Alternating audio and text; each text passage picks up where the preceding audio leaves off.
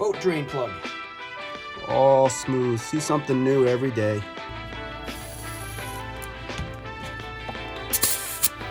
You can hear it all around that crank seal. Yeah. Wow.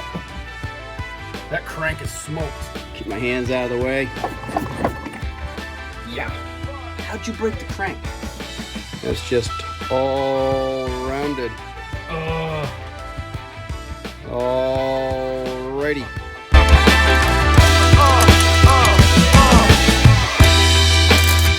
This should not be bad. I know better than to say that. These are the most stuck rings.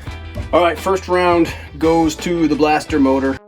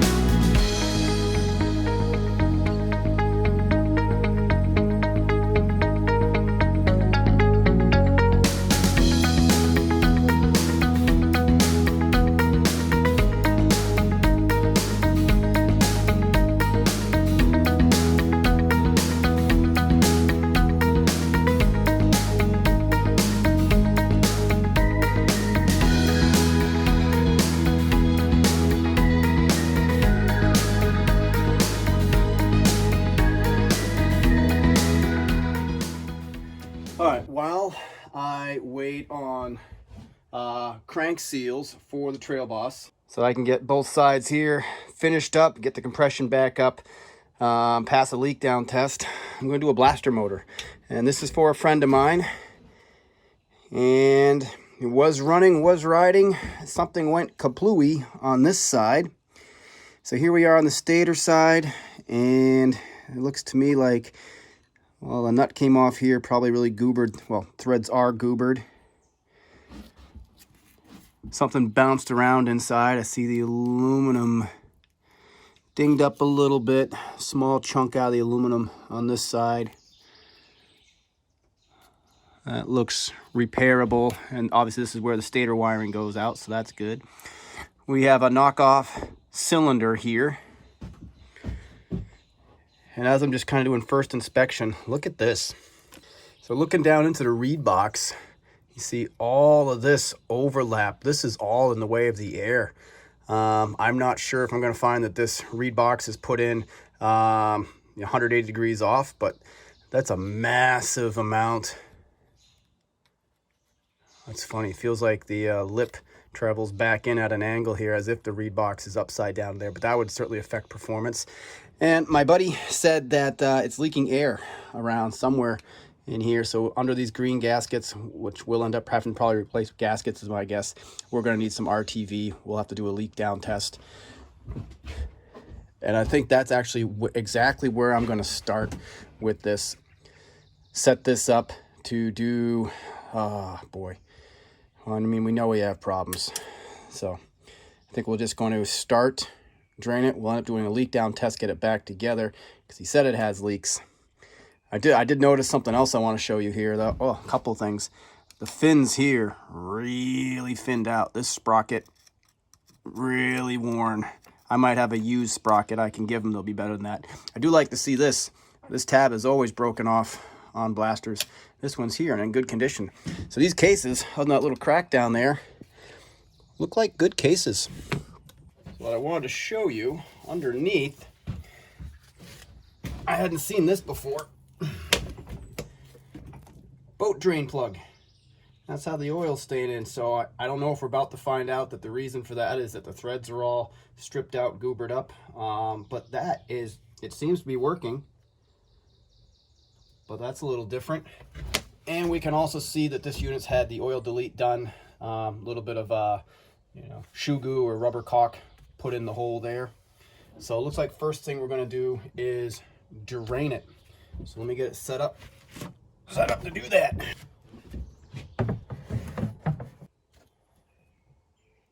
Yeah, those threads are 100% gone.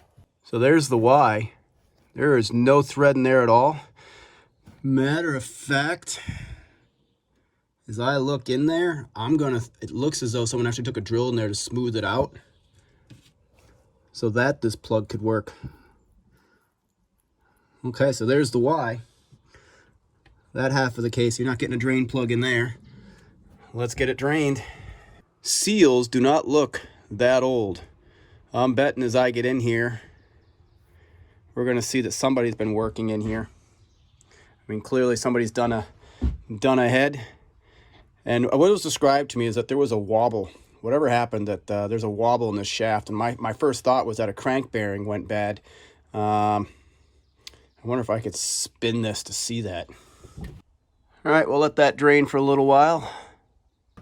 All right, now to do my leak down test, I need another stud. Threads look good. I have, as those of you who follow the channel know, another blaster build teeing up. You're seeing pieces here. Yeah, I should have a stud here. What do we have? Head bolts. Here we go. An exhaust stud. We're gonna borrow an exhaust stud for my upcoming project for this. That'll work. If you're paying attention on the stud, it's not perfectly symmetrical. There's a shorter side on the stud with threads and a longer thread side. Longer thread side is out, or at least on this motor, the one that's in there, longer threads out. So I'm gonna match and do the same thing. Now the idea here is we're going to put 5 or 6 psi into the head, and it should take 5-6 minutes, you know, maybe 4 minutes. Okay, I've got a leak, but really for the psi I want to match the minutes counting down there, and if it held for infinity, that'd be fantastic. What I'm expecting to see is there's leaks around the reed cage here. There could also be leaks out around the crank gasket seals. You could find leaks out around the head base gasket, and the cylinder base gasket and head base gasket up here. And combustion happens in the lower part of the case on a 2-stroke as well. So, I mean, if we had bad seal in the case, any of those places. We haven't opened up on this side to know if there's a leak for the other side of the crank seal yet. So let's start and see how bad things are. From what was described to me, I expect to be bad up here, and we'll go from there as we keep breaking down this motor.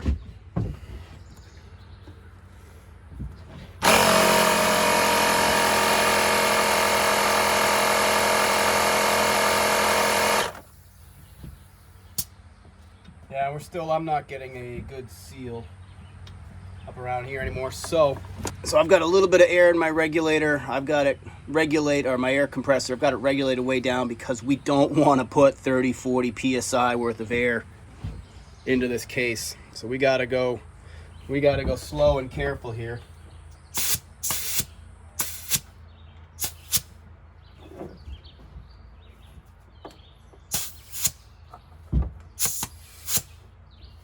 And I got it cranked down tighter on my exhaust first. I can hear it leaking right out.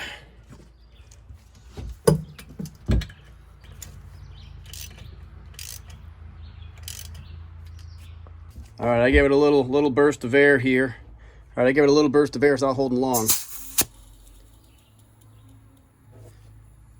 See in there. Oh, let me try from up here so you can actually see. A little burst. It is dropping right down, and I can hear it. Let me get some WD-40. I'm going to spray around here, see if we can get some bubbles.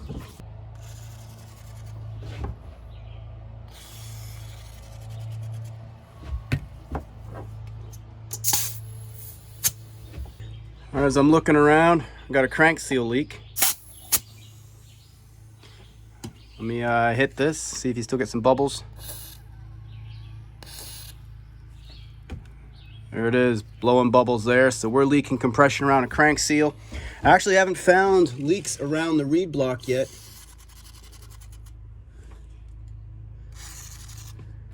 Hit it again up here.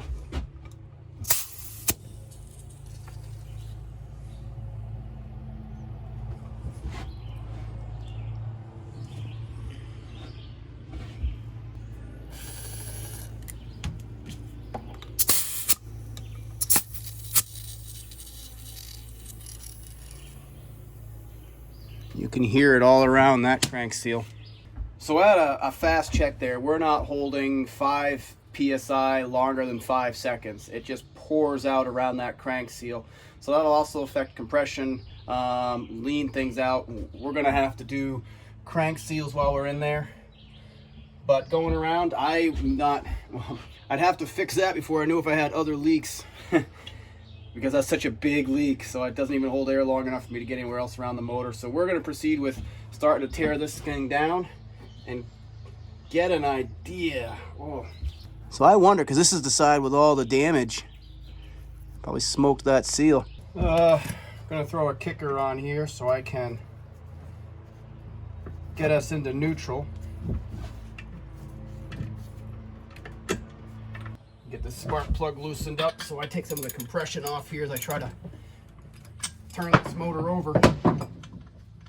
Now, plug's pretty dark. It's running rich, which is interesting to see considering it has such an air leak. You'd expect it to be leaned out, so probably carburation tuning, some of the nature is overcompensating. What I'm really after is a way to try and get enough tension off. Oh yeah. Yeah. Wow.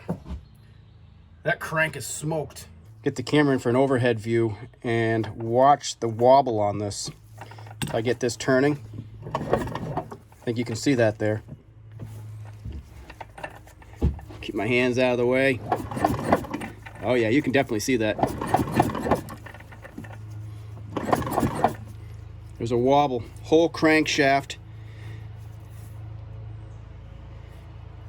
Shaft or just the threads? Nah, whole shaft. Even up here, if I put my eye up and down on here, it's all moving back and forth.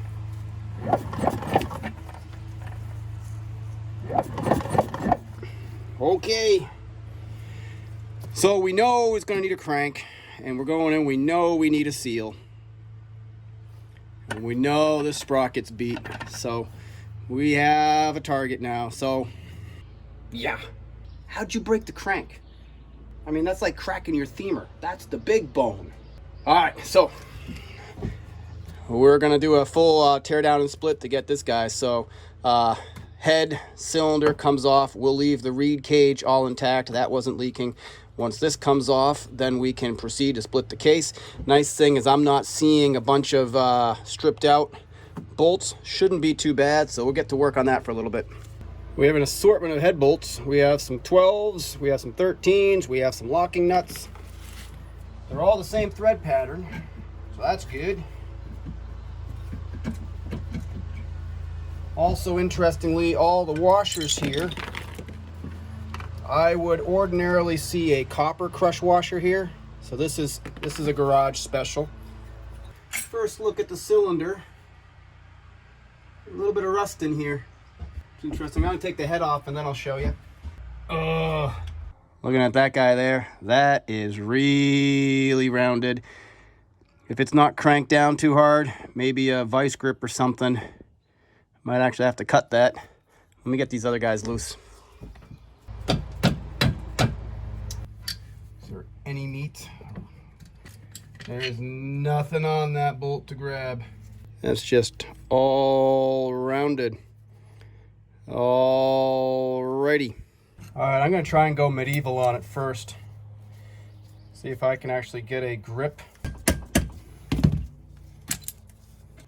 Time for some cutting tools.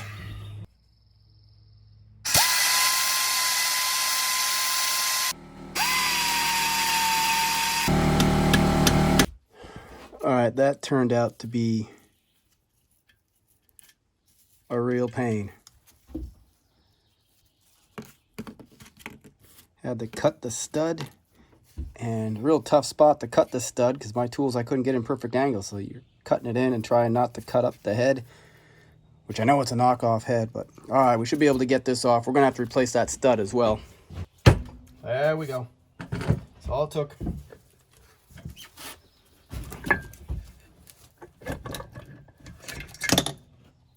Okay, all right. First shot down in the cylinder. Cylinder walls are rusty.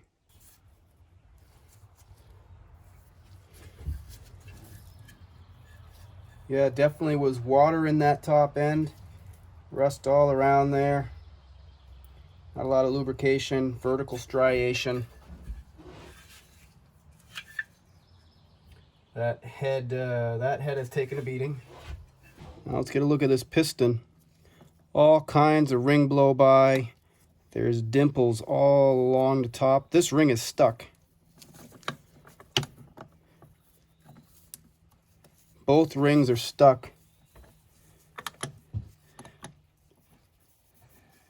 And just smoked. I don't actually recognize the piston with these big gaps in here. Someone will have to let me know in the comments. And all this dimple, that looks, piston's all dimpled up. And but you see the rings are stuck. And crank, big heat discoloration there.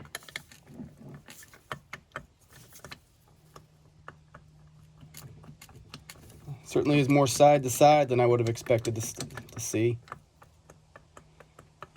And there's up and down.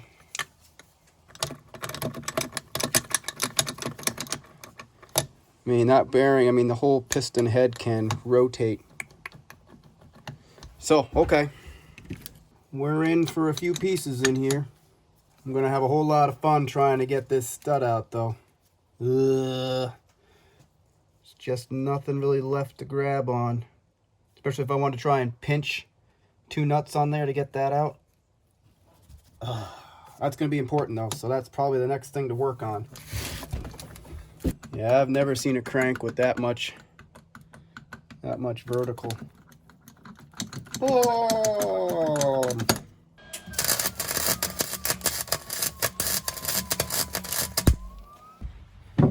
All right, I'm gonna let that weld cool, and I'm gonna put some penetrating oil down in there. Let that sit for a while, and then we'll come back and try this again in a bit.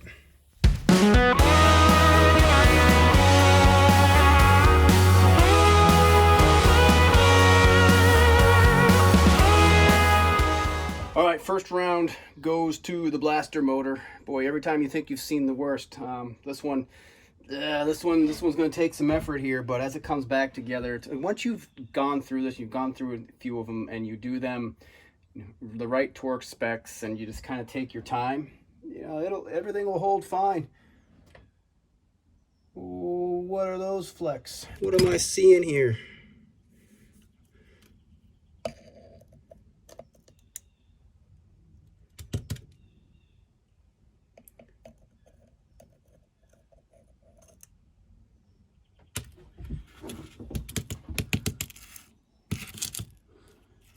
I got a lot of nasty stuff on. I know I got a lot of nasty stuff on my needle nose, but I hadn't noticed those as I'm spinning around. To pay attention. That looked like, well, it looked like it wasn't supposed to be there. So we'll take a break. We'll let the penetrating oil do its work. We'll let the weld cool. And if we get that stud out, there's the first major victory there. And on we go. All right, 15 minutes later. Here we go.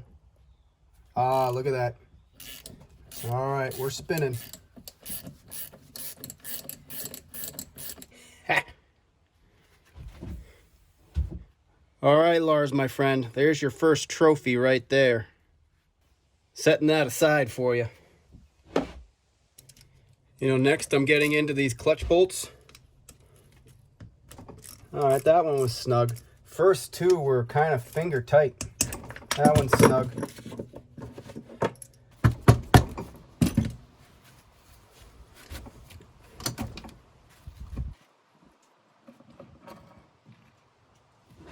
And set this up on its side and have a look.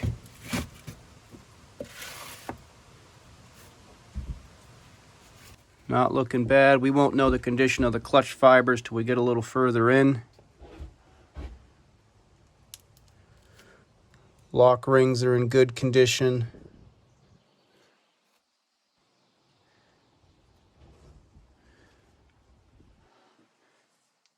Interesting that these are Allens where I usually get these are Phillips when I get into a motor. Now what I'm seeing between here is I'm seeing dinged up aluminum. Really dinged up aluminum through there. If you can see it, but all this stuff, that's not smooth. Now I didn't see chunks down in, so we will keep watching. Okay, so this is interesting. So whatever chunks got in there, they wore on the fingers of the clutch basket. And once we start taking this apart, we'll be able to see back of the fingers here smooth. If I look at up top here, some deep wear marks. Deep wear marks make it hard to clutch. We can sand those out.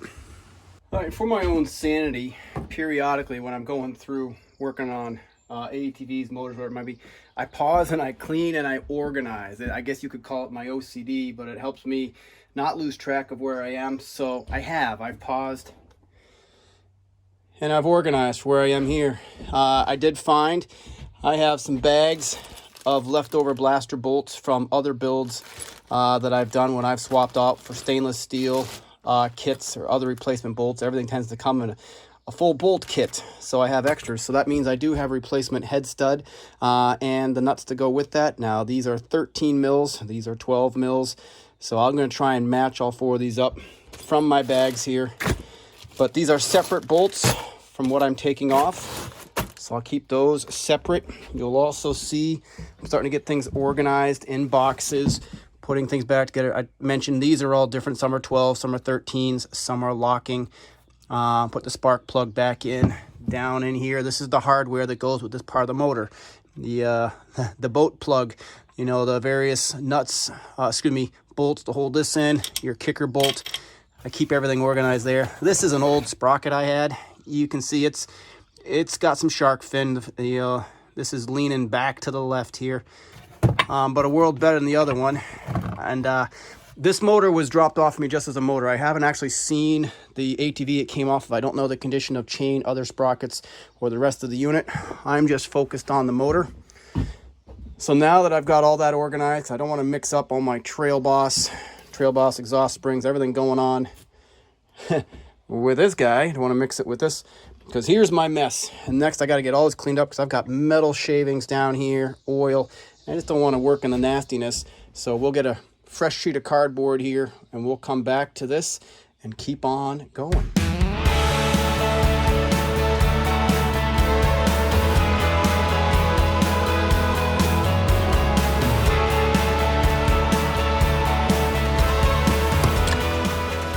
All right, if you've been watching the channel, you know what this is. This is a case splitter.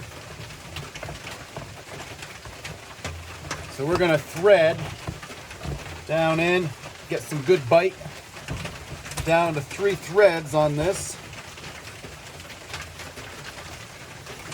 One, go on this side. We want to go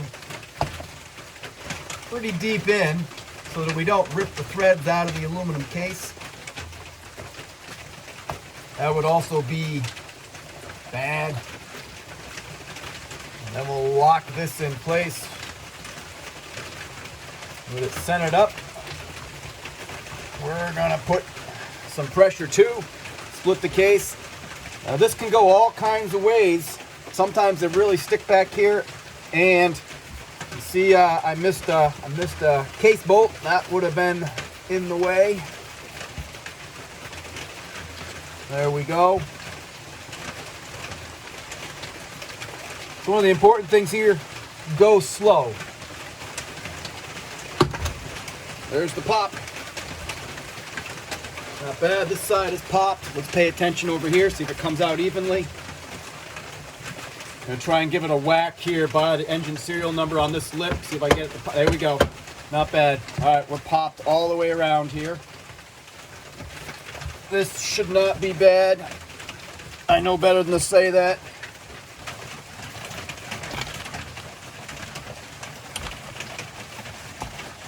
Pay attention, there's another washer here. Now without losing that washer, my finger is holding it there. First look inside.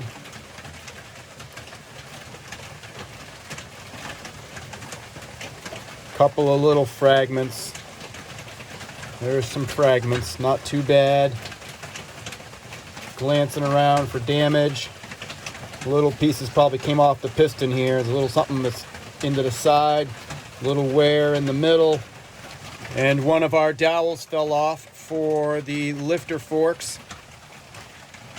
Stick this back in so you get an idea of how everything does go together, because this is how we'll put it back together. What is all of this? This is grease, it looks like, that was put in around the axle. This is where the rear swing arm would mount. Wow. So we are gonna take these fingers out so we can lift the transmission out. Ultimately, we could lift this all out. The fingers will fall apart. Well, that's fine. All right, lifting the shift forks out on top. As I lift the shift forks out, you'll see number 3 is on top. The number goes down. Lower one that goes with this here. Number going down is number 1. 1 and 3 shift forks. I'm going to put them together like that. Set them off to the side. Let's see, can I get my drum?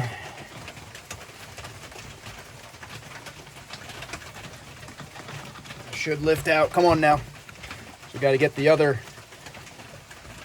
shift fork first. I'll lift out my my counterbalancer. A lot of guys will get these lightened so you rev up faster. All right, give you a little better angle there. There we go. Shift drum is now out.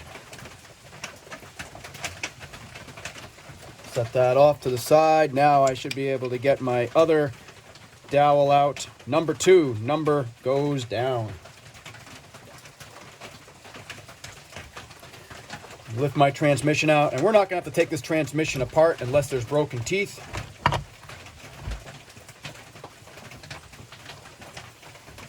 I do not see broken teeth. We'll set that off to the side. Here comes the dowel. Now, what we didn't see was a little ball bearing. Should have been a little ball bearing on this end. And I either forgot to watch for it or away it went, but I've got some spares in the shed there.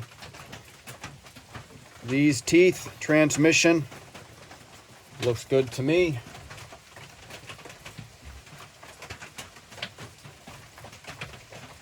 Leftover gasket material.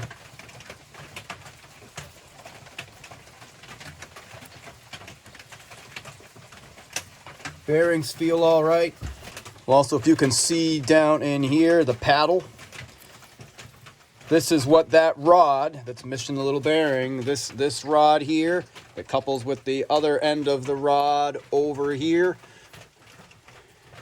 That rod, when you pull your clutch here, spins that paddle, pushes the rod up, which the clutch basket sitting up here disengages your clutch plates. All looks good. It's not all beat, goobered out. Another bearing feels fine. So now it is time to get this crank out of the case.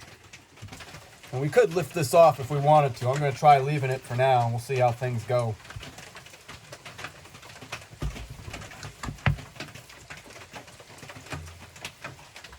I think what we're going to do is put our case splitter back on and continue to push this out. Go up a little higher on my blocks of wood.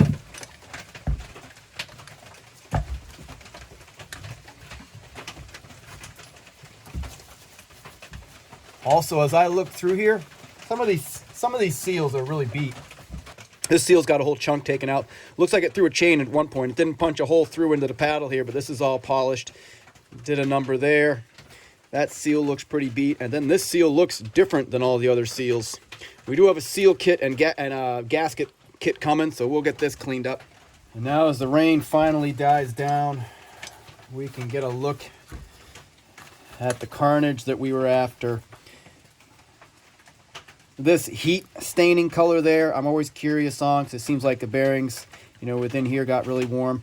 Not usually worried about left to right. There's a lot of left to right here, which makes me, this is more than I've seen. There is a tolerance for this.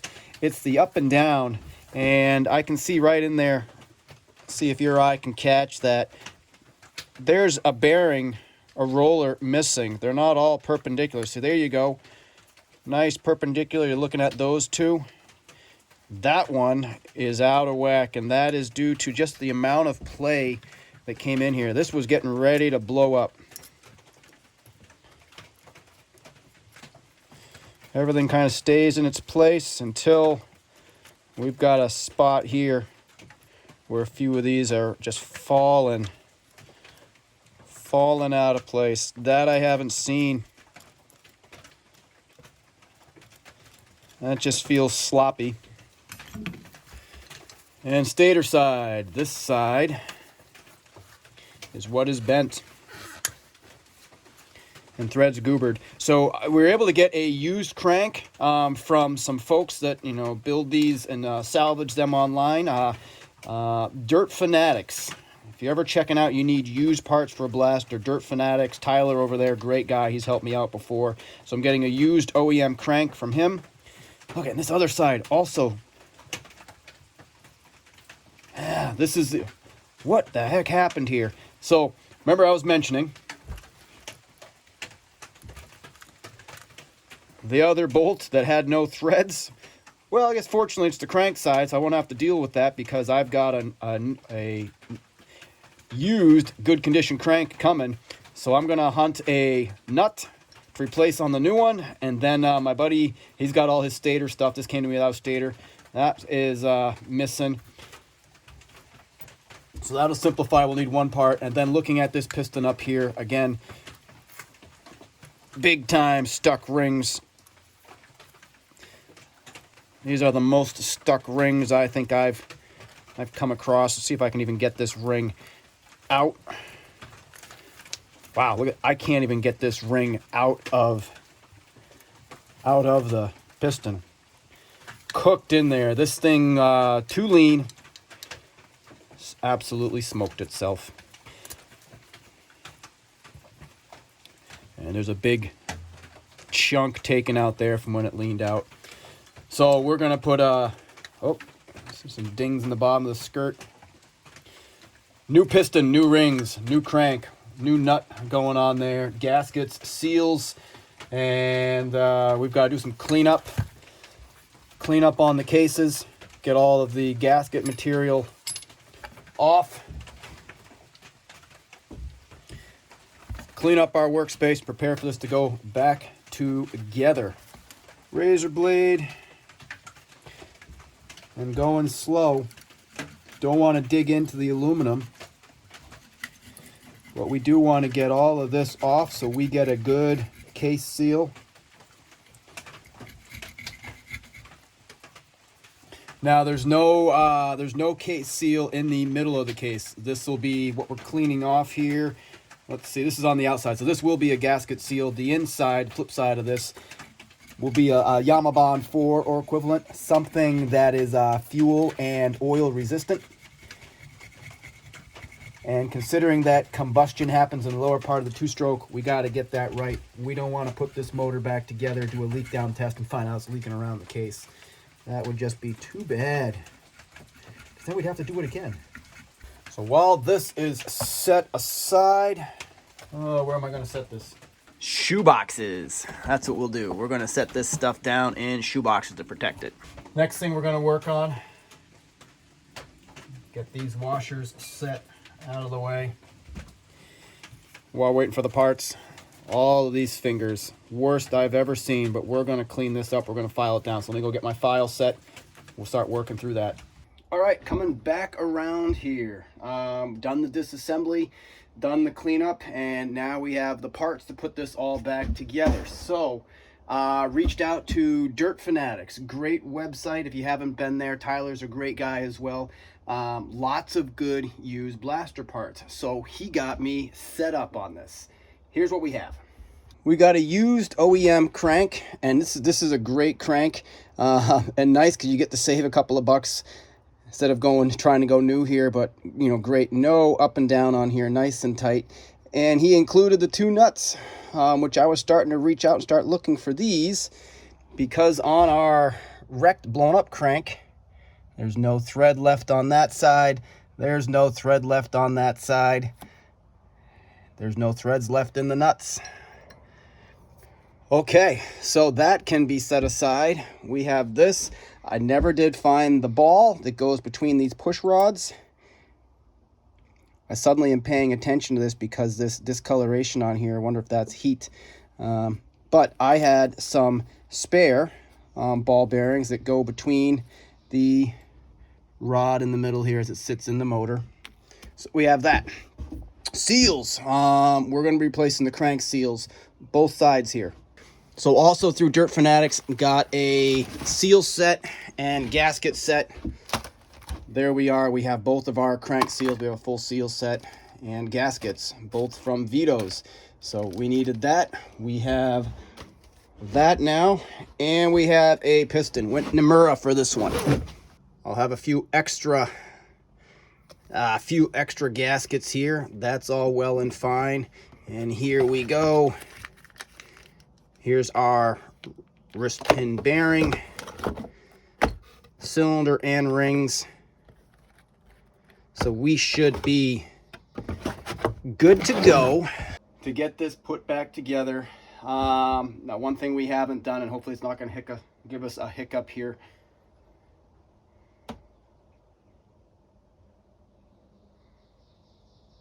is cylinder.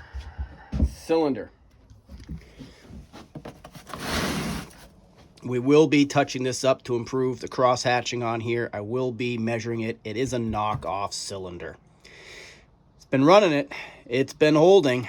I am going to inspect it for burrs and things of that nature in there, but it hasn't dropped its sleeve yet. So, yeah, we're putting all these rebuilt parts in a Chinese cylinder, and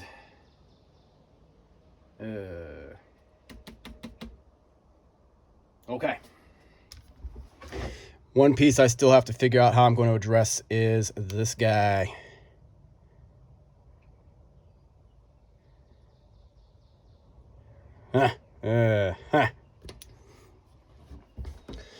So let me get the camera set up. Let's get these 2 seals pulled out. I've got a, let's see, we have coming on the used crank here.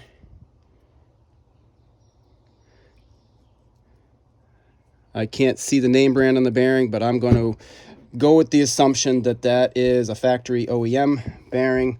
And what is in here?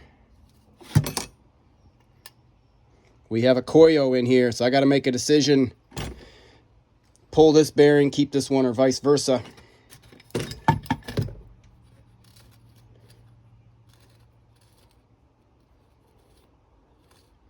I'm pulling this one. There's grit. There's grit in the Koyo.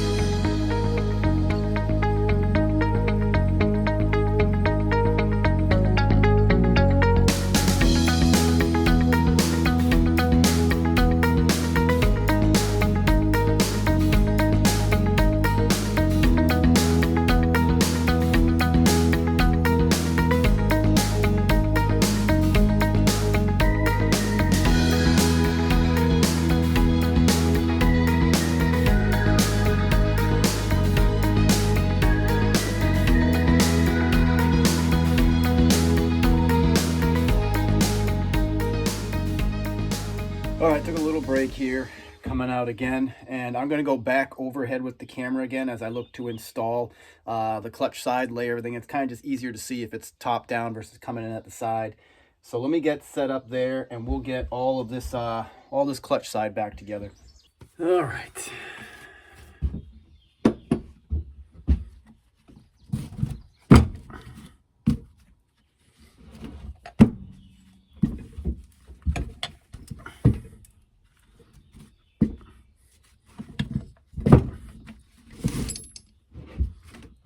All right, and let's see if I can do this in the right order, because inevitably I always get a little goofed up.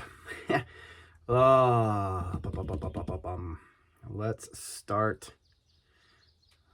Well, let's not forget the bushing that goes in here.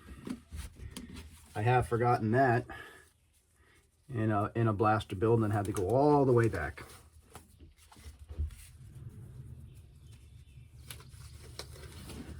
Let's see how my order of operation goes today. This bushing, voila. This gear, we talked about this, the concave side, it's gonna go down. And we have a key. So let's see, let's get this key in.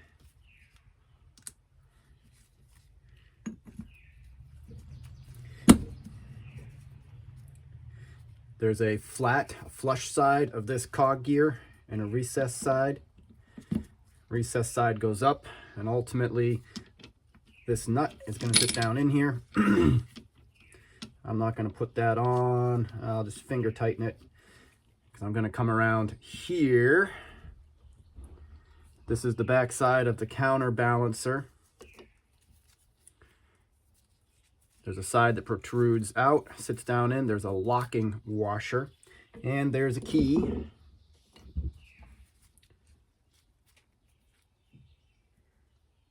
Set the key in there. And as I mentioned before, there is a dot on this gear coming off the transmission, and a dot on the counterbalancer. Dot's not on the bottom side, so you got to get these right to line them up. Now let's get this spun around. See if I can get it on the key.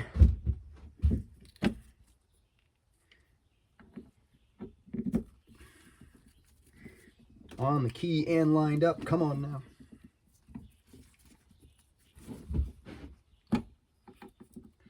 Forgive the hat in the way for the moment.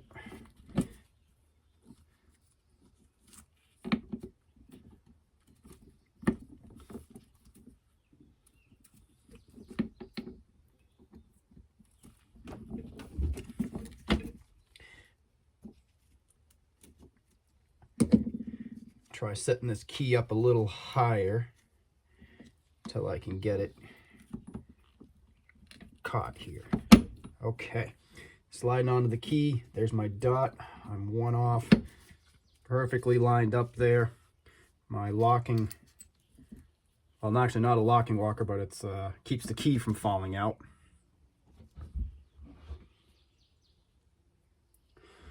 See, this is where I talk about paying attention that I don't get things out of order. Having to go backwards. Locking collar for this bearing.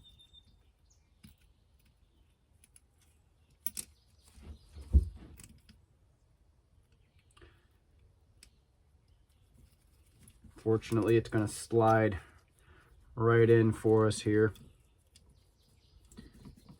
You notice I've got it flipped one way versus the other way. I can't tell you if I think that it matters, other than the clearance under the counterweight. I mean, there's enough clearance there. So I don't know if there's a right or a wrong way for this retainer to install, other than it's important to have it so your bearing doesn't press off. Sorry, and earlier I'd called this on the transmission. This is your crank, this is your transmission. We're already saying things backwards here.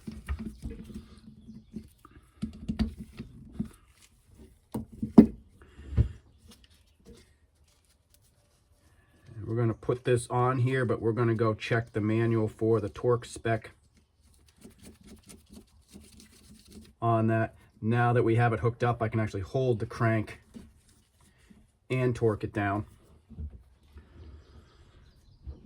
Still have this fella here.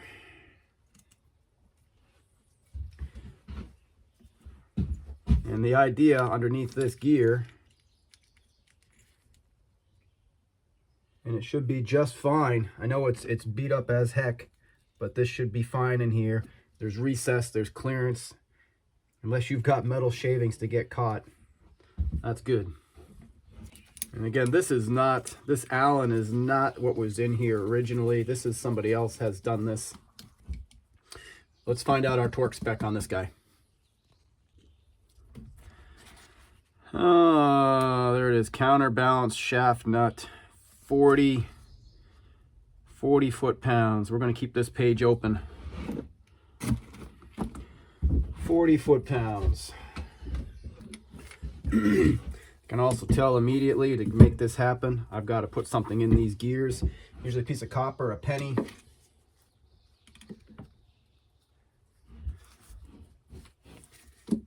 I'm using a screwdriver. The reason for copper versus anything else is copper is soft, so you won't wreck anything. Here I am with a screwdriver. Less than ideal. All right, now the locking washer on here. Let's lock it. It's not going anywhere. Easy way I find on these is once I get a little lip there with a flat head, big set of channel locks. Then I can just squeeze it in. That's good. So hoping again that I'm not doing anything backwards. I'm gonna have to go back and do that again. I think we're okay though. We're gonna put the gear on this side on next,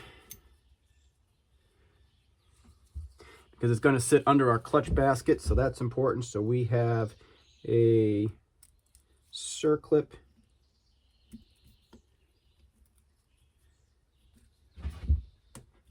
sits right down in a channel. Make sure I've got it in the channel.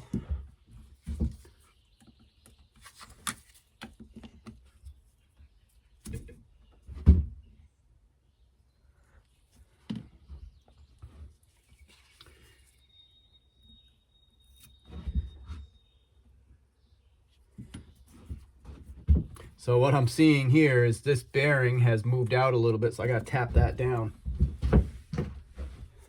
This bearing has been loose in this case, but that's why I can't get the sear clip on there.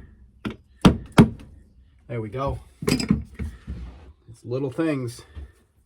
Now this bearing can go through either way. There's no retainer on this side or the other side, but there we go. Now we're down in. Followed by a washer.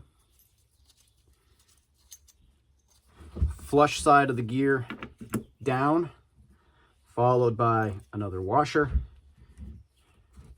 and another clip.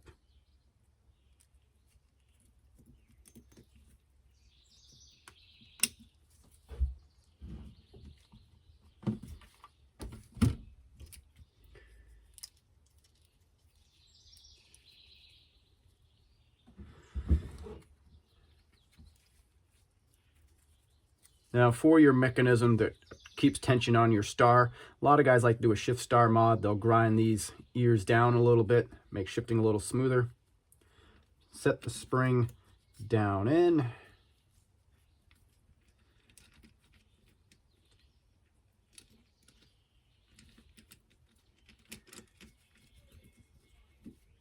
And this is always a little bit fun to try to get. See what we can do.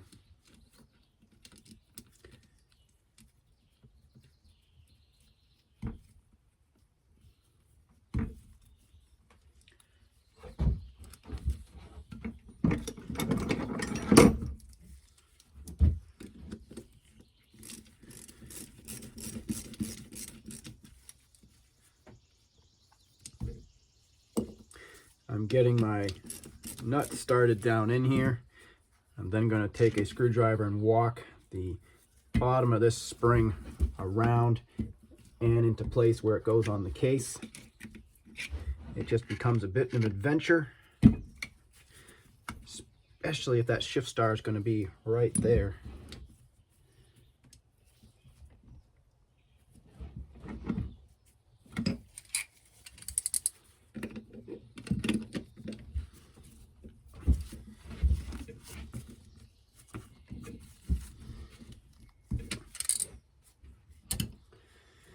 I'm going to go get a shift lever, see if I can shift that star around a little bit.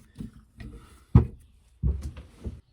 think we're going to play with trying to get this into neutral for a bit, because this is tighter than makes me comfortable.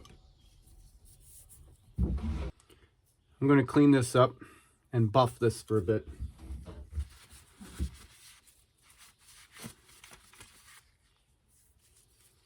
See if I can get this to go through a little easier. Yeah, kind of buggered.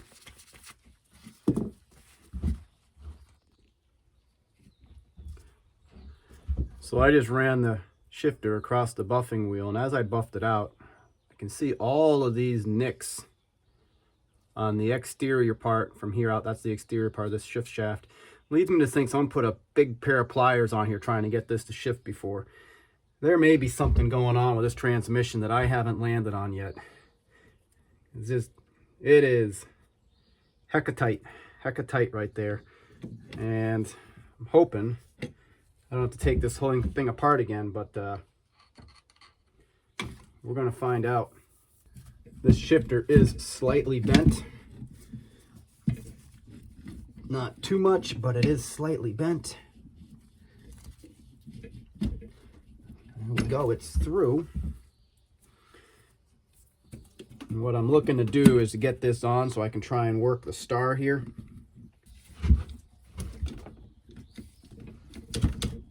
That transmission is hella locked up.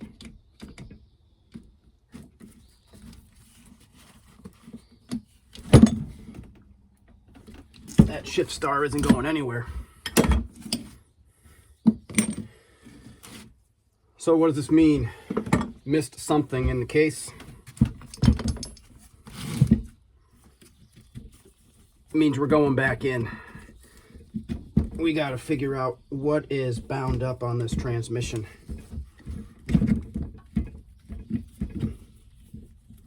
But hey, at least our shift shaft's going through easier than it came out.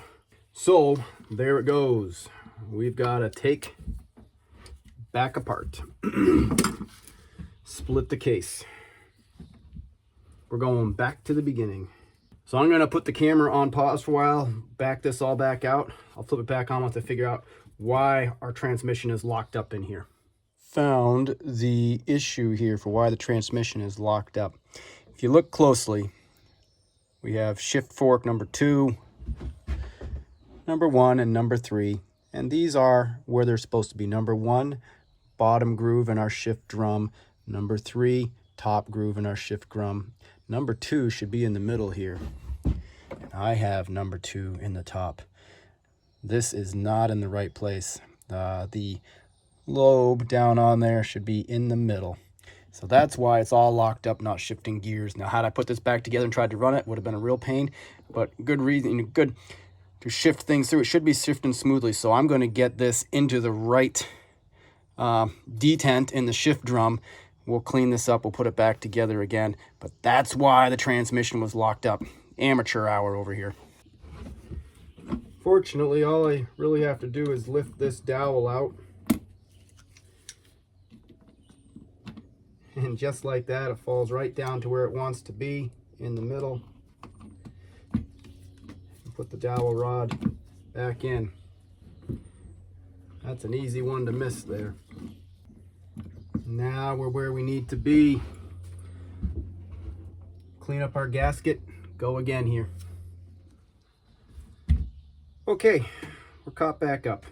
Back to where we were. Now our shift star is functioning. There's play in the transmission there that I wanted to see. So here we go, back where we were.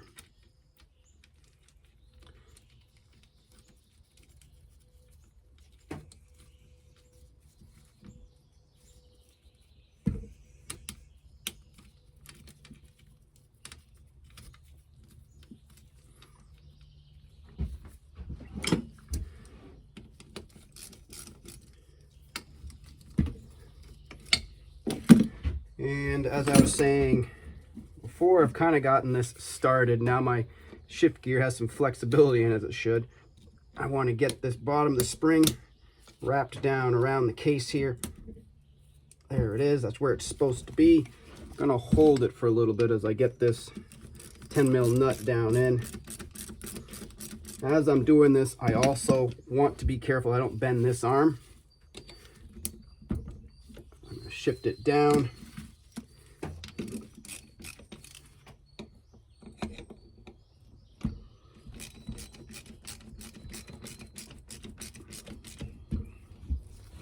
There we go. So effectively, transmission is in neutral in that little detent there. There we go. Starting to feel like we're making some progress. Work our ship shaft back through. And I got to put 2 blocks back up under here.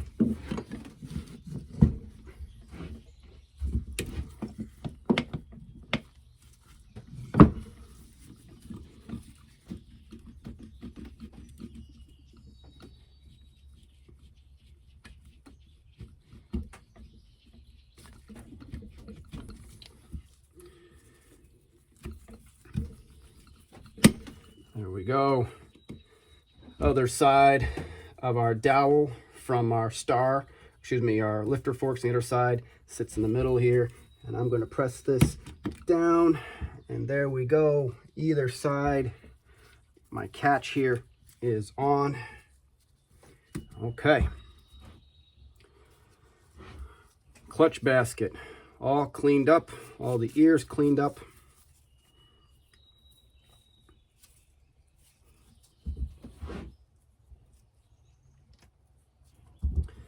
And now remember, we had these 2 washers I didn't want to forget about. Thin washer going to the case side. Thicker washer. Our basket is going to sit on top of that. Should be able to spin everything down in. There we go. So we're meshed here with the crank to the gear on the back of the basket. And we're meshed here with the transmission on the other side. Our dots are lined up. So here we go. I almost put this in backwards, but I have kind of a floating locking washer. Sits down in. Now the basket. There we go. Let's not get that wrong.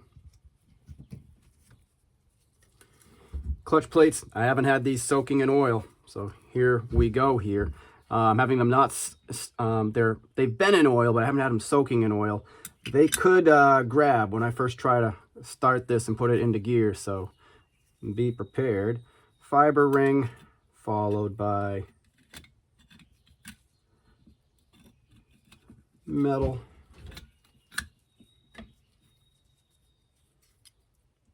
Followed by fiber ring. Each of these metal rings has a protrusion. So I'm spreading those protrusions out across the clutch. So first one was here, now at 90 degrees off, another 90 degrees off. Another clutch fiber, another protrusion, pick another spot. Clutch fiber, picking another spot. This ring has a pressure ring, I'll call it. Set that in, and this fiber ring, a little thinner at the edge. Some guys will get rid of those. Finally, another metal pack, clutch. There we go.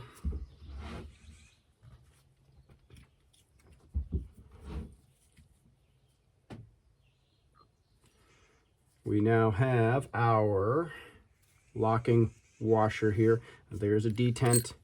Set it down in. Let's see, torque spec for this guy. Clutch nut, 58 foot-pounds. 58. 58. And of course we're going to lock it, so it's not going to go anywhere. Now I'm not going to get 58 with my fingers on here. I've got to get a tool set down in here.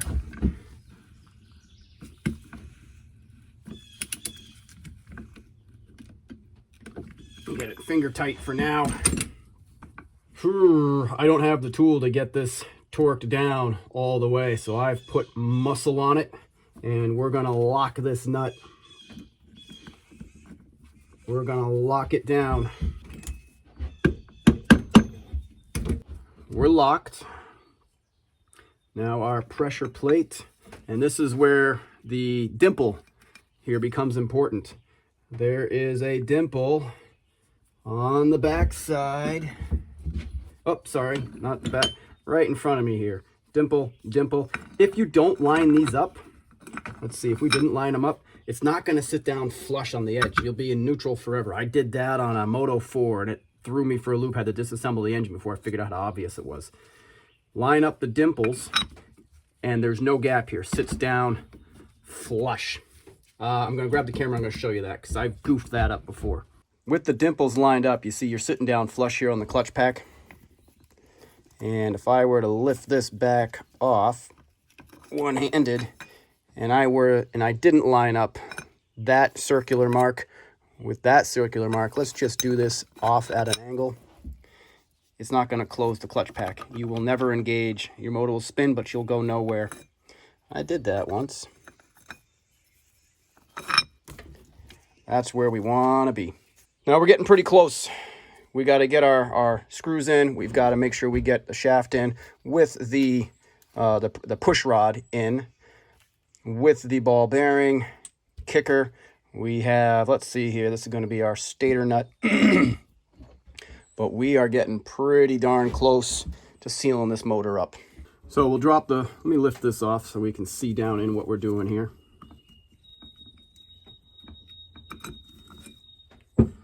First push rod, flat end, slightly dimpled end, drops down in.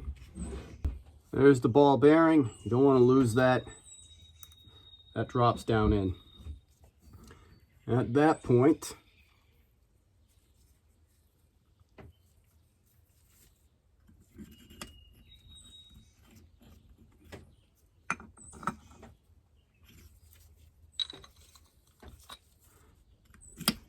we drop down in our push rod. So the way this works, let me reach around here. There, you can see it right there. When you pull in your clutch, you can see on this side here, pulls this arm forward. And you see here, this is going to push up, just like so. Your pressure plate, dimple, dimple. Get this, there we go. Oh, there we go. We pull it. See, it raises the plate, disengages the clutch. That's all that is. And you can adjust this here in terms of how much disengagement you get. But even as I'm looking at it here, that looks to me like it is going to be plenty. But again, I'm eyeballing it. Let's get our springs in. And while I'm doing it, these got 52 inch-pounds on these guys. Inch-pounds. And as I'm spinning these in, recognize that my torque wrench is in foot-pounds, so I need to do a conversion to inches to get these right. You do not want to confuse inch-pounds for foot-pounds. You will strip these things out lickety-split.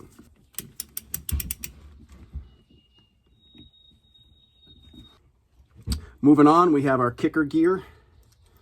And this spring detent set down in the hole here. This lobe set on the other side. And then this fella's going to wrap around to the hole up here. So I'll get my head around so that I can see.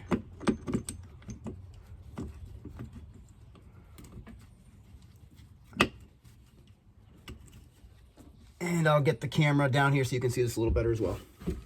There's the lobe sitting on that side. The spring, the double hook kind of spring, sits in the crevice there and wrap around your kicker spring into this hole. And the case, when it comes on, will hold that nice and tight. So I've just decided I am going to resurface this one. A lot of this gasket is just really baked on here. I've only got to pull one dowel, so I'm going to pull the dowel. The way I do that, I'm going to get a drill bit, put it in there, grab it with a pair of pliers. That way I don't crush the dowel so I can reuse it. And then I'll get down my resurfacing sandpaper on a mirror and I'll show you that. All right, this is a 5/16 drill bit. Sticking it down in there, and let's see how stuck this is. Can I just go easy? Oh, it spins. I probably didn't even need, yeah, I really didn't even need the drill bit, but that's how you would do that if you had to get some muscle down on there. Let me get my resurfacing set up. Starting to get a little bit beat here. This is a mirror, a vanity mirror. Gives me my flat surface, and I've had this outside, so the moisture is starting to cool things, or starting to curl things.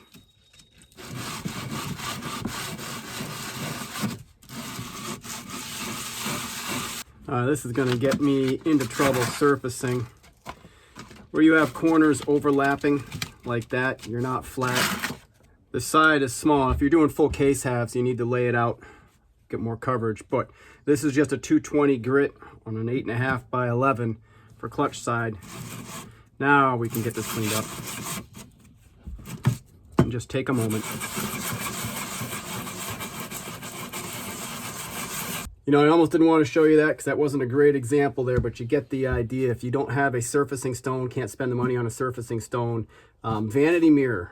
What I've got to perfect is 4 pieces of sandpaper, how to glue them down and really take care of them there. The other thing, you know, it's kind of I'm going through today, should have done a better job cleaning this up, the oil you saw getting down in there. So we're going to go with this, cleaned up, burrs off. The reason I'm stopping is, you know, I'm cleaned up on one side and still clean up the other side. I don't want to end up taking more off this side of the case than this here. Ultimately, I've got a nice smooth surface, and I believe that's going to seal up just fine, 100% fine with a gasket. So we're pausing there. We don't have big burrs. So let's get our dowel back in. Look at that, presses right in. There's our clutch gasket, clutch side gasket, like so. We have a new exhaust gasket. We have gasket for the reeds, base of the cylinder, head of the cylinder,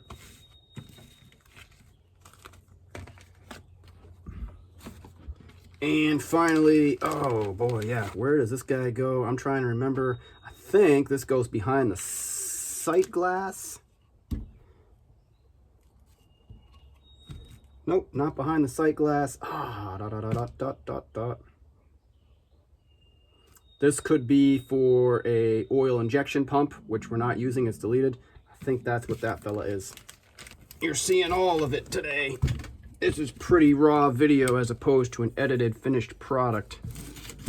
Checking my mating surfaces, looks good. Dowels in the right places. Nice thing with the dowels, they can keep your gaskets in place while you get everything together. And there we go. All right. Checking in here for any chunks I want to clean out. Just a little sludge. We're okay. And yep, oil pump housing, all that, which has been deleted. Let's make sure our front dowel lines up so we don't punch a hole in the seal by not lining up our dowel on the front. Check the dowel on the back. We're good. Set down in there. Very nice. Same thing, anti-seize. So I've got one that doesn't really match up for me. And I'm going from past experience, but I think these are all the same length. This one I think was fit in and there's not a lot of anything to bite. Let me see if in my bag of screws I've got one that matches the rest of these. I've got a bag of leftover blaster pieces, and this one, you know, this could have come off a Tao, anything. It's the right thread pitch and all that, but it's different than the rest. None of them have this, this neck, and it's short. So we're setting that guy off to the side from my bag of goodies. Because if we don't get enough bite, we'll strip out the aluminum, then we'll leak. Now, to be honest, plenty of time. I have not torqued these down. I have gone just kind of one grunt tight. Let's see if this old gasket will lift off. Well, I call it an old gasket, but this is somebody's done this. This is a Chinese or a knockoff brand aftermarket head. It's not coming apart too difficult here. A little bit of gasket residue, not bad. Now, if you'll recall from earlier on, I didn't get any leaks around this reed cage. I was spraying everywhere. So I'm gonna leave that. It does, I have some questions about the reeds themselves. I mean, the reeds look great, but the overlap in there,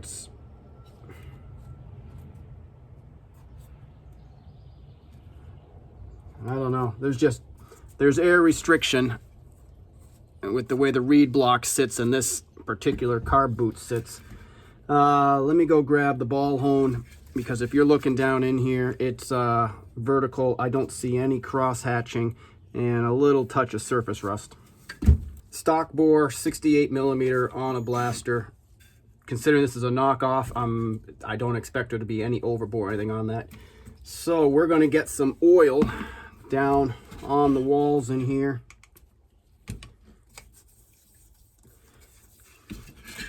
Never want to run a ball hone without oil. There we go. We'll go in from the top because it's a nice, easy, flat surface rather than trying to come in here and get everything angled. Now you want to go in as perfectly perpendicular as you can and go slow. And we're only going to do a couple of passes here.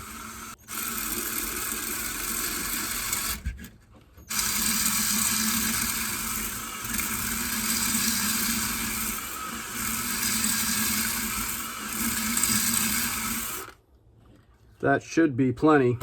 Just ran and grabbed a clean rag here. We're not doing anything to take off anything. We're just trying to get that cross hatching back in here. Oh yeah, that's looking. I like the ball hone as well, because the ball on the hone will get down into the ports and give a little bit of a chamfered edge, so you're not catching your rings and chewing up your rings prematurely. So as I look down in here, I now have cross hatching. Oh boy, might be a little difficult to see. There's still some vertical striation. That's from the piston blowing up. Oh yeah, there's a nick in this cylinder wall.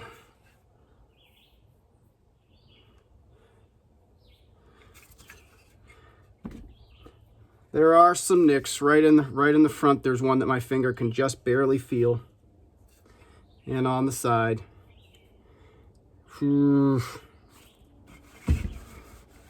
I will run the ball hone a few more cycles through.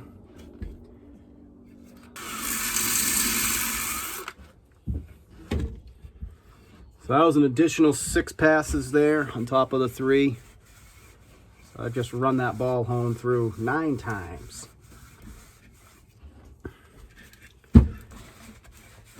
And that'll be how we leave it. Set that to the side. Let's get the piston on here.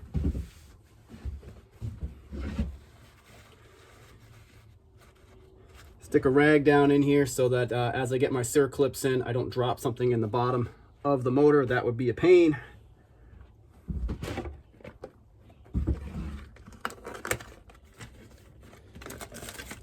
Stickers, I like stickers. Piston rings.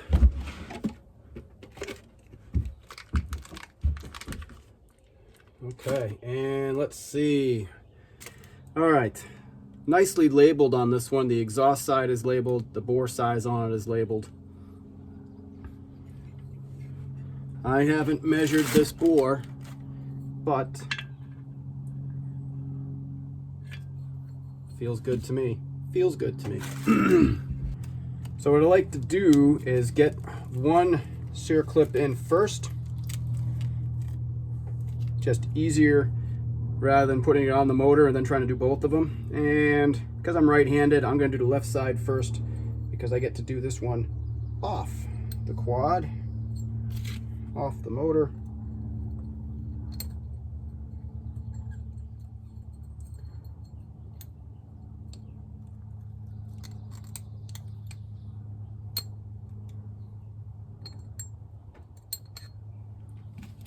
There it's in. Exhaust this way. Wrist pin bearing.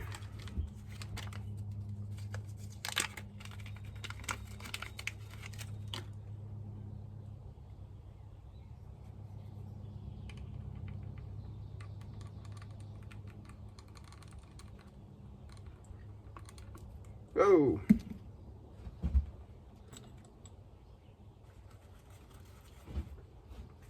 Making a mess.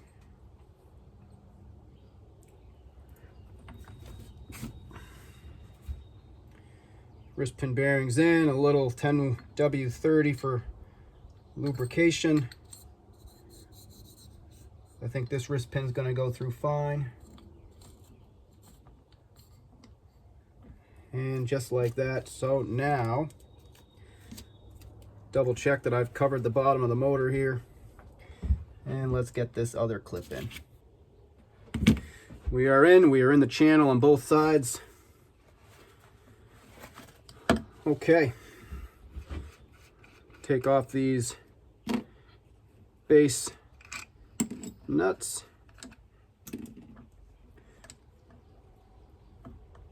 And remember, we had to replace one of these. We had to cut it out.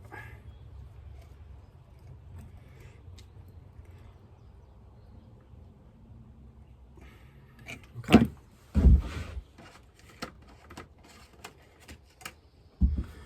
Gasket.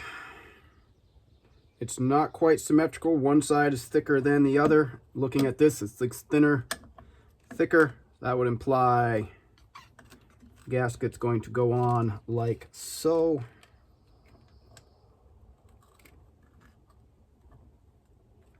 Now, as I'm also looking at this, pull this back off. I'm going to flip this gasket over because I have dowel and dowel on two sides, and two sides have bigger holes and the thicker front. So this is going to fit only one way. Like so. Through the dowels, smaller holes. We're flush up against the case here, flush up against the case there. There we go. Now, because I think nice and clean, I'm not putting RTV on here. I typically don't. This is a nice clean surface. You shouldn't need to. However, I will put the rings on because that is important to do at this point.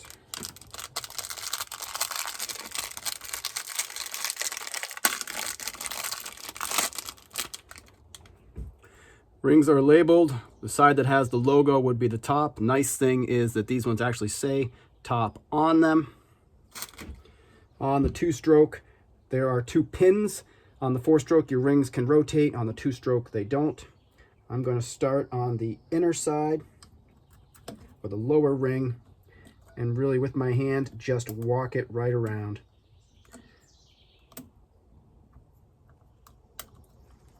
Just like that. The reason for the top, it's difficult to see, but there's a chamfer right in the edge there, and that pin that keeps it from rotating, it sits up against the edge of that pin. That pin comes down from the top of the piston. And for the upper one, same thing. I am wearing eye protection. I haven't broken a ring doing something like this, but I wouldn't want to have a bad day. There we are. Now we should be able to slip this on. You know what I'm thinking though? I'm kind of curious to pause here and measure ring gap and some of those things. It just feels like a good thing to do. I'm going to take one ring.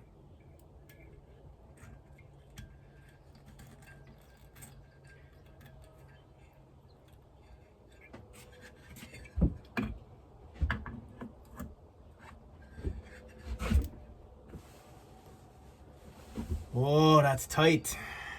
Oh, that's tight. Let's see what the spec is. Well, this is interesting. First, I keep calling this bore 68 millimeter stock. It's 66 millimeter stock. Sorry about that. Piston and rings, ring end gap. A Gen 1, con 88 through 01. Okay, well, 2002, even though that's not, Generation 3 is 2003 and newer, so 2002 has a bit of a crossover in terms of gap. But the tolerance, 0.008 to 0.014 on the Gen 1, and if you're 2002 and later, 0.008 to 0.016. I don't know what year this machine is, but let's see if we're at least within those range of specs there. Feeler gauge, the smallest spec in millimeter, 0.008.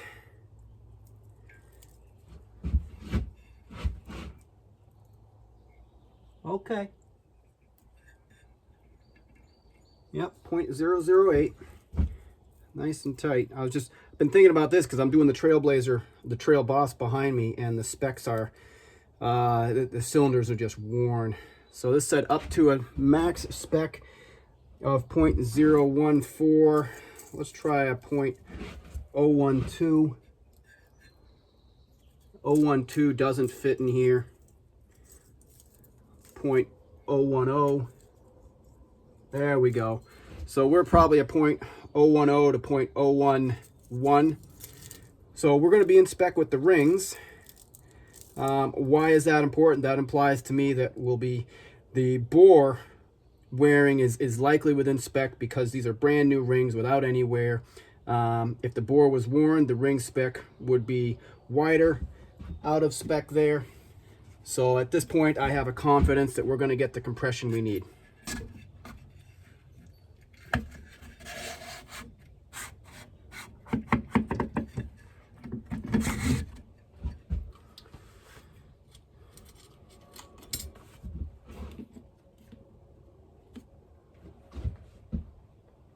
Now this catch mechanism here does go on. It's important because this is where your clutch cable is going to sit in, where it comes out from the housing into the actual cable that's going to go into your armature.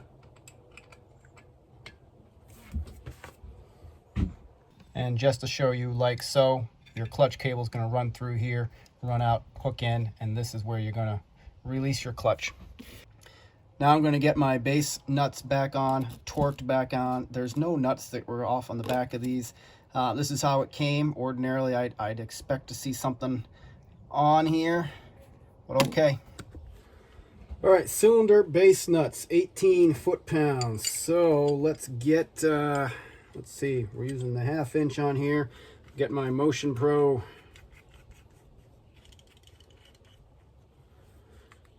crow's foot. And let's do an adapter on this guy. Get these back ones down to 14 as well. Then we'll have to go around and do everything again, so we'll change the tooling again. If I had all matching nuts, it would have been more ideal, but I don't. That's what we're working with today.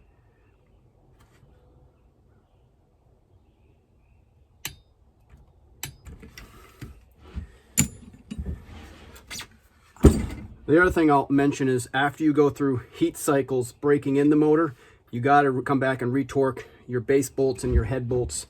So once you've done whatever you're going to do for heat cycle, you got to come back and do that. What I've had happen when I haven't done that, they've loosened up and I've blown out gaskets. There we go. We'll take this plug out for a little bit here. I'll run this through my plug cleaner. New copper gasket. Tell you, the way I've done these is the star pointing out towards the exhaust. I know there's a dimple towards the middle, and boy, I tell you, I've gone either way on it. So in this case today, if you can see it, the ridge, whoop, I'm going up versus the ridge going down.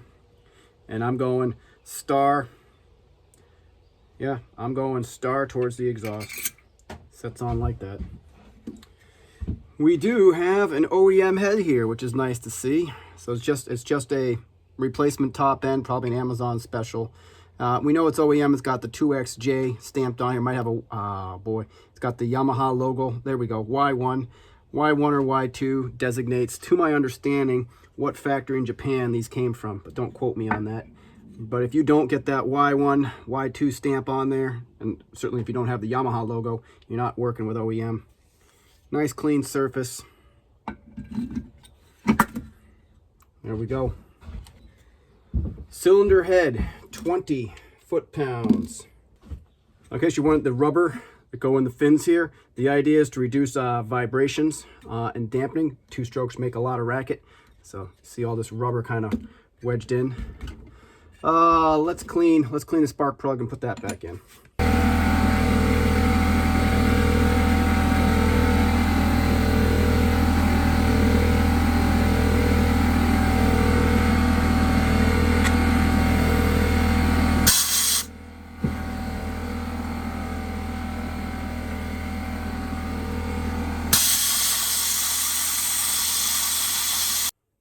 All right, if you got a fouled plug, it's nice to have a quick cleaner like that. Price of everything is going up, so cleaned it up. There we go.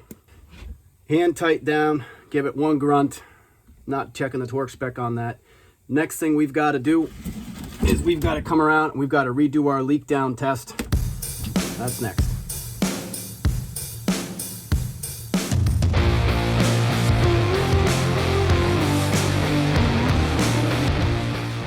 We have been getting a ton of rain, really high, humid heat. So it feels a little like a tropical rainforest around here these days. But I think today we'll get this blaster motor finished up. The other evening I came out here, took some time to do a repair on the oil drain plug hole. And here's what we came up with. Let me grab my kit and show you what we've come out with here. I ended up using my helicoil kit. Now, a number of guys I know will use time certs, and the prevailing experience is that time certs will last longer, and certainly especially if you were doing something like a head bolt, down into this aluminum as well, where you've got the high torque on there. I have used a helicoil insert in here. So you saw how this was all really kind of beveled out. So I was able to get threads into about half, of this hole here. So I got the insert to go in nice and even. And I ended up mixing up JB Weld and going around here, getting the JB Weld around the outside, threading in. Again, the threads grabbed it. Get your fingers, work it down in there. Biggest trick was getting this all cleaned out, all the oil residue and all that. So that you can get good JB Weld bonding. Now, the thread size here, M12 1.5 pitch. Interestingly, my kit calls it an M12 1.75, but if I grab one of the helicoils out of here and I grab my M12 1.75 thread checker. Oh, okay, there we go. It does thread in just fine.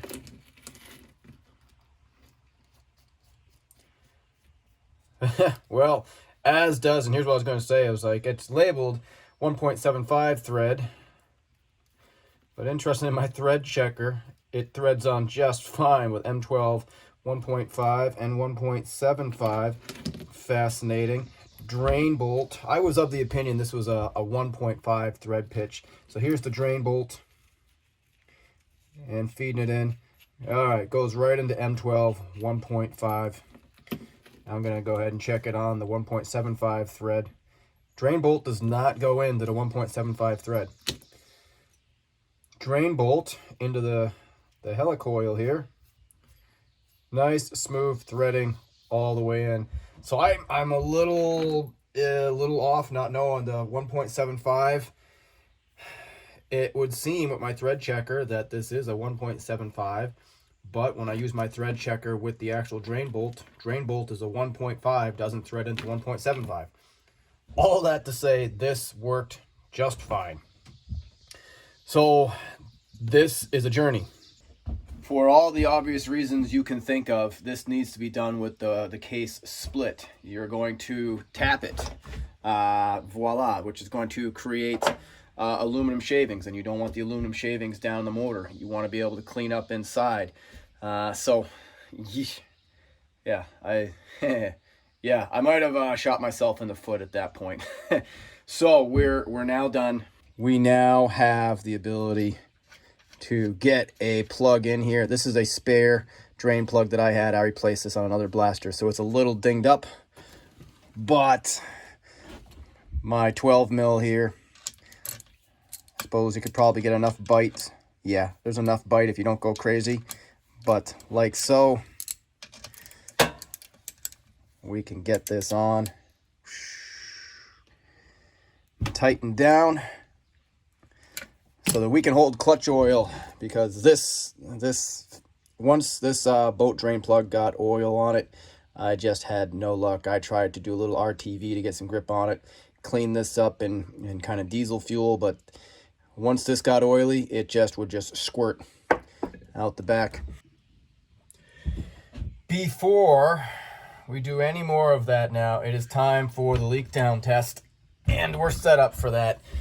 Got the HPM Power Sports block off on the front here, and I've got my blaster coupling back on, also from HPM Power Sports, so I'm set up. I am missing one thing though. I need a spray bottle of water to look for leaks as I get set up to put the air in here. So let me go grab a spray bottle. Okay, I've got some soapy water. Got my phone to time it here. Here's the idea. We're going to carefully pressurize this to 5 psi, and we're going to look to see how long it takes for it to lose that psi back down to 0. In a perfect world, in a perfectly sealed up motor, 5 psi, 5 minutes later, there's still 5 psi in there. Inevitably, there's a little bit of leak somewhere. Perfection is elusive. So a little bit around the seals, gaskets, case halves. There's many places for the air to leak out, but the longer it's going to take there is going to make it better and better. What's a reasonable threshold?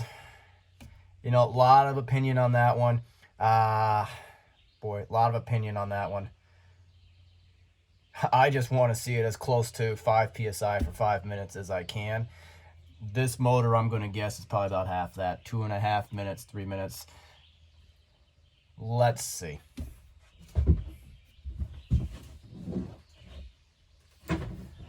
Very carefully here, because you don't want to put a whole bunch of psi in here and blow out your seals. So we're just going to step into this.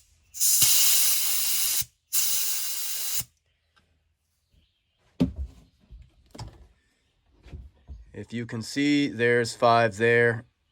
It's creeping down. There certainly is a leak.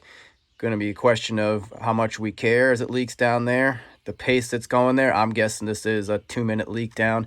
Let's start spraying with some soapy water. Obvious places going to be around crank seals. There we go on this crank seal here. There's a little bubble there. I am betting that's probably our spot right there. If I go around these other seals, gaskets, everything torqued down to spec, around that head gasket in there. You know, I'm only on one side right now, and I'm going to take my time and go all the way around. But I don't see, especially around this reed cage that we didn't open up, which we didn't think there was a leak around. I've got no bubbles. And I'm at 2 psi. Holding 2 psi pretty well there. Makes me think we had, you know, seals, how much pressure these seals can hold.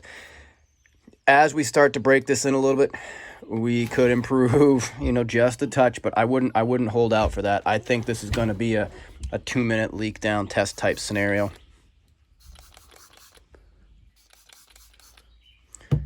Now I have sealed up under here. There's a crank seal under here. I should pop this off, take a look there as well. We haven't yet filled it with oil. Make sure that's sealed up. I kind of jumped ahead a step putting this all back together, but I should check that. So we're now dropping, I reset this, did it again. We're dropping below PSI. We're at a minute 30. So yeah, this is, if it keeps this pace, 2.5 minutes, It's going to be a 2.5 minute drop on 5 psi here. And the only thing that I've found is the crank seal on this side. There is one option. I can give this crank a little bit of a tap. When I look at this, my lip is a little lower here than it is up here. See, the lip's flush. So this crank is, this seal is not on perfectly flush. I'm going to give that a little tap and see if we improve on this. Okay, I've got a 30 mil. It sits down over here. It's just inside the edge of the seal. It's got room around the threads, so I don't bugger anything up there. I'm going to give it some taps with my urethane. See what I can do to even this out, tighten it up just a little bit.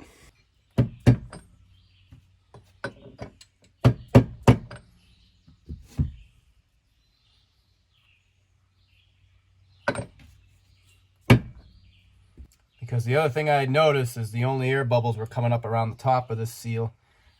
So I'm just taking a little time, making sure this seal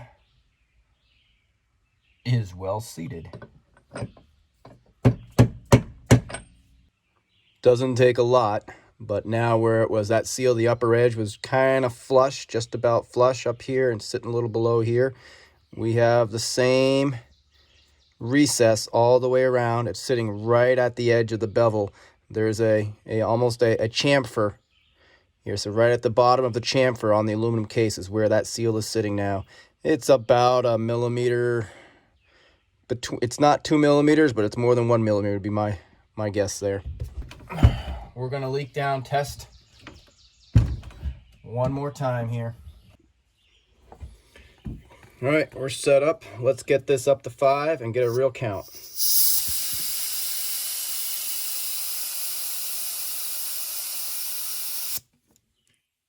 When it hits 5, it hits 5. There we go.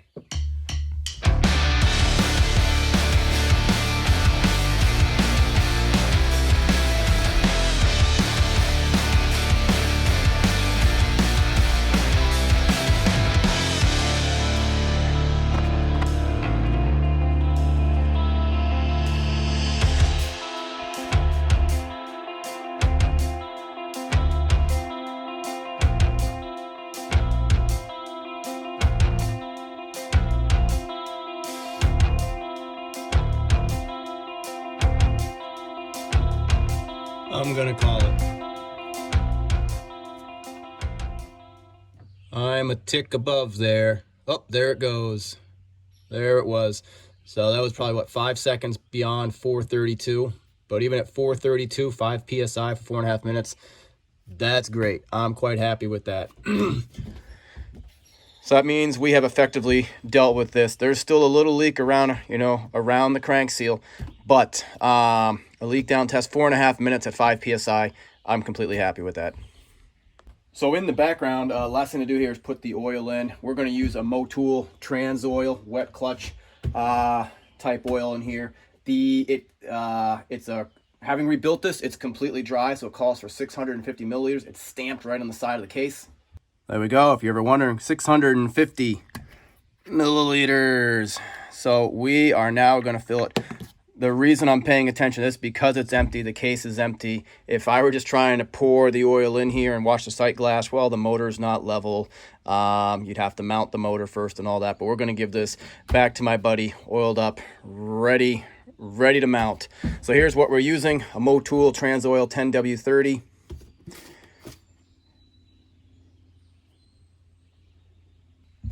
And I have 500 milliliters in here right now, so let's get the 500 in, and we'll add the remaining 150. Might be a little hard to see it here, but this is also great for mixing your premix. There's markings on here for 1 gallon, 1.5, 2, 2.5, and then it shows how much oil you need to put in for your ratios: 50 to 1, 40 to 1, 32 to 1. So I use this to get my mixtures just right for running in the blasters. Let's go ahead and get oil in here. Followed by a final 150. And that will give us 650 milliliters, just like it calls for. There we have it, all done, ready to go back on the quad. Rags in the exhaust and intake so we don't get any dirt down in there. Torque down to spec, full of oil. we're good to go. Let's get this thing ripping again. So having finished this one up now, two more things I want to just kind of mention here, and that's your doing your break-in, your heat cycles, and plug chops. So it's a rebuilt motor at this point. There's a new piston in there, new cross hatching and all that. So when you get it in and you get up and running, don't just crank it on those first runs. I would tell you take, three, start it up, idle, rev it a bit, in neutral. You don't want just idle, you want to vary the RPMs. Really the idea is bring the engine up to temperature and then shut it off and let it cool down. Vary the RPMs a bit, but also don't go wide open first thing. Get it warming up. Once the engine's cooled down, come back an hour later, do the same thing. I'd tell you can ride it around the lawn type, but don't crank it. The heat cycles are important to get everything to settle down in, get the rings to settle down in. If you just jump on and you crank it, you could score the piston, you could score the cylinder, you could wreck, a new motor. So heat cycles important. Those first runs, get it up to temperature, turn it off, let it cool. Do it a few times there. It's also important as you do between those heat cycles or after that third heat cycle, check and retorque. Now everything here is torque to spec, but I would tell you after you do those heat cycles, coming back in and checking your head bolts. If you don't have a torque wrench, at least get on, get a feel, see if anything's come loose and give them that little, see if there's an 1/8 inch bump in there, get them down. And your base, these four as well. Once you get through those heat cycles, it's not unreasonable to think they might try and loosen themselves up. And if they do, you could blow pressure out. You could blow a gasket, blow a head gasket, lose pressure there. So heat cycles. The other thing is the plug chop. So this being fairly stock, if you took the lid off your airbox, you do an airbox mod, you have aftermarket exhaust, the two very common things. It's important to pay attention to your plug, how lean it's running or how rich it's running. If it's running too lean, you either got to richen up or you've got to check, make sure your boot is sealed up here around the carburetor. Leaning wrecks motors. This one really had hallmarks of running lean here. We have seized rings, still not even coming up. Vertical scoring all over the place. A lot of heat coloration top of this piston. Yeah, gotta get them right there. The other thing that's going to affect that too is your mixture. A leaner mixture with the oil, a 50-to-1 versus a 32-to-1. 50-to-1 can run a bit hotter. So, yeah, stock jet, main jet in here, a 230. But really, I guess what I would say, what I would say here is at that point, if you have concerns, get on, do some studying, do some learn how to do a plug chop correctly, and make sure you're dialed in. So, all right, there it is, front to back, start to finish, tear down, rebuild, all back together. The only thing you didn't see on there is the stator side because I don't have the stator side, but I hope that was helpful.